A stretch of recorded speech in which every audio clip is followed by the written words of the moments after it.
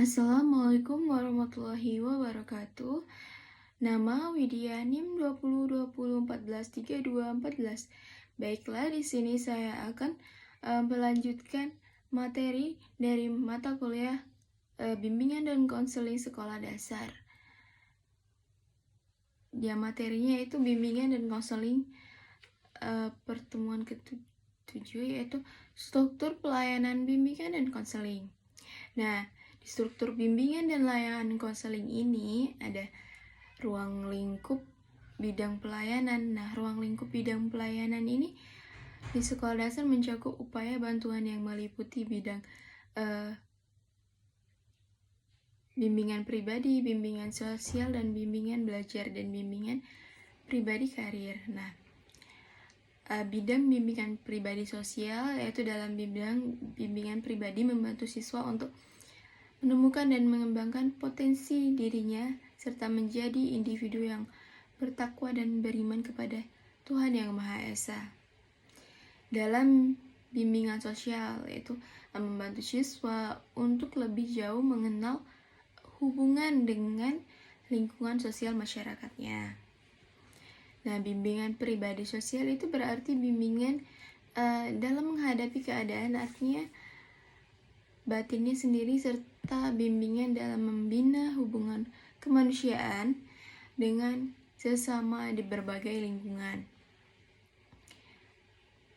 Bidang bimbingan belajar. Nah, bidang bimbingan belajar ini membantu siswa mengembangkan diri, sikap dan kebiasaan belajar serta menyiapkan diri untuk lanjut ke pendidikan yang lebih tinggi.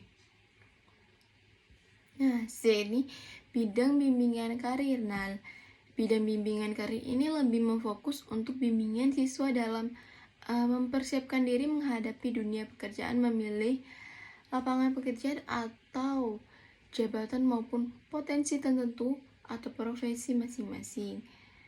Ada bidang bimbingan pribadi. Nah, bidang bimbingan pribadi individu yang akan berkeluarga yang dalam memahami tugas dan tanggung jawabnya sebagai seorang anggota keluarga. Ada juga bidang bimbingan kehidupan beragama, di mana tanggung jawab atas arah dan aktivitas keagamaan anak pada taraf pembangunan itu berada di tangan, bahkan menjadi hak orang tua mereka. Nah, fungsi, prinsip, dan asas-asas. Nah, fungsi dan tujuan layanan bimbingan konseling. 1. Perluasan pemahaman diri dan lingkungan. 2. Pendorong pertumbuhan dan perkembangan. Yang ketiga itu menyesuaikan diri dengan lingkungan. Yang keempat, penyaluran pilihan pendidikan, kerjaan, dan karir. Yang kelima, solusi atas masalah. Yang keenam, perbaikan dan penyembuhan. Yang ketujuh, pemeliharaan kondisi pribadi dan situasi yang konduktif. Yang kedelapan, pengembangan potensi diri secara optimal.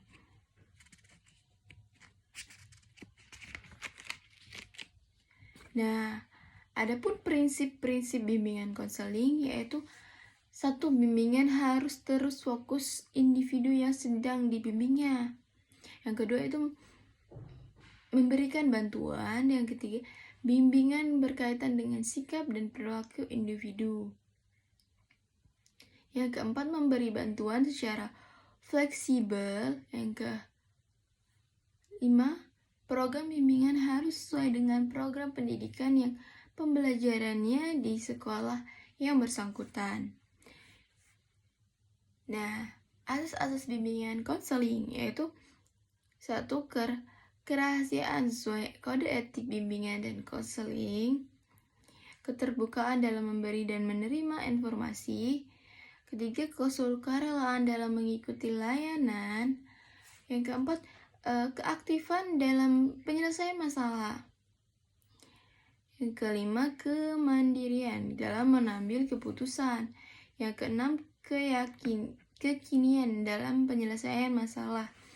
Yang ketujuh, kedinamisan dalam memandang konseling. Yang kedelapan, keterpaduan. Yang kesembilan, keharmonisan. Yang kesepuluh, tuturi. Yang kesepuluh, alih tangan. Yang ke-11 Tuturi Handayani. Nah, jenis-jenis layanan kegiatan pendukung dan format layanan yaitu jenis-jenis layanan BK, yaitu ada 10.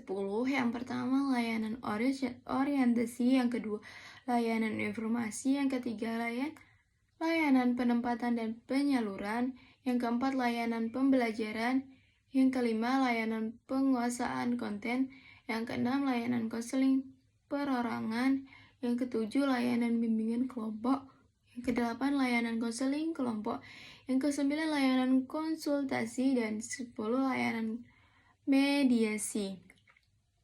Nah, kegiatan pendukung bimbingan konseling itu ada 6 kegiatan pendukung, yaitu salah satunya pendukung instrumentasi, yaitu merupakan kegiatan pendukung yang dilaksanakan untuk mengumpulkan data yang keterangannya tentang siswa.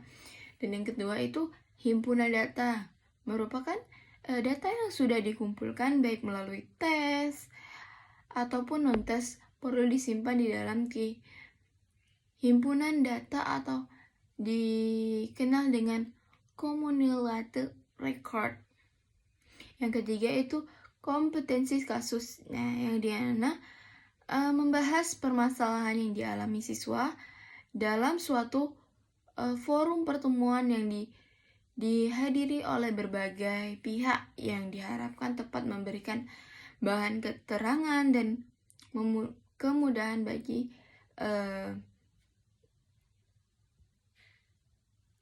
tertekannya permasalahan siswa.